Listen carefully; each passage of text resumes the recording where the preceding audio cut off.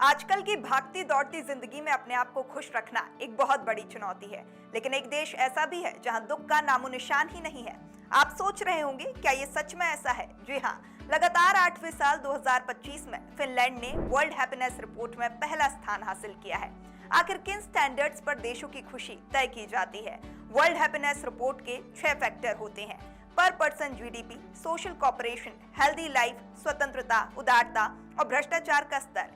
इन्हीं के आधार पर देशों की खुशहाली रैंकिंग तय होती है। अब सबसे बड़ी बात कि ऐसे में भारत कहां खड़ा है? तो भारत ने अपने खुशी के पैमाने में थोड़ा सुधार किया है।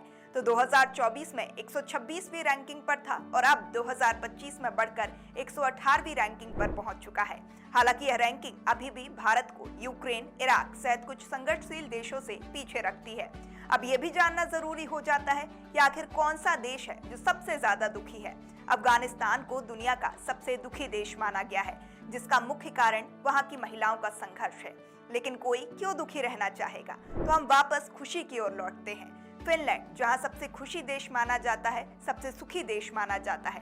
उसके अलावा डेनमार्क, आइसलैंड और स्वीडन भी टॉप 4 में बने हुए हैं। ये सभी नॉर्डिक देश कहलाते हैं। इन देशों में खुश रहने की मुख्य वजह ये भी है कि अपने जीवन के निर्णय स्वतंत्र रूप से ले सकते हैं। इसके अलावा सामाजिक सुरक्षा और इंश्योरेंस प्रोसेस इतनी मजबूत है कि यहाँ के हर शख्स को आर्थिक असुरक्षा महसूस नहीं होती है, जिससे उनकी खुशहाली बढ़ती है। इन देशों में प्रदूषण भी बहुत कम होता है, जिसका असर साफ तौर पर यहाँ के लोगों पर दिखाई देता है। तो कैसी लगी आपको हमारी ये रिपोर्ट? कमेंट कर हमें जरूर बताएं। साथ ही द प्रेस हिंदी को जरूर सब्सक्राइब करें।